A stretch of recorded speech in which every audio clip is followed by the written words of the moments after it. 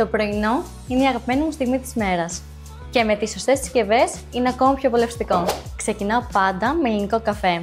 Αυτό το μπρίκετ της Eurolamp που είναι ανοξίδωτο, γρήγορο και πετυχαίνει πάντα το τέλειο καϊμάκι. Και αν είστε λάτρεις του καφέ φίλτρου, με αυτή την καφετιέρα 900W και 1,2 λίτρων θα μείνετε απόλυτα ικανοποιημένοι. Και ετοιμάστε πολύ γρήγορα το τσάι σας με αυτό το πλαστήρα inox 1,7 λίτρων.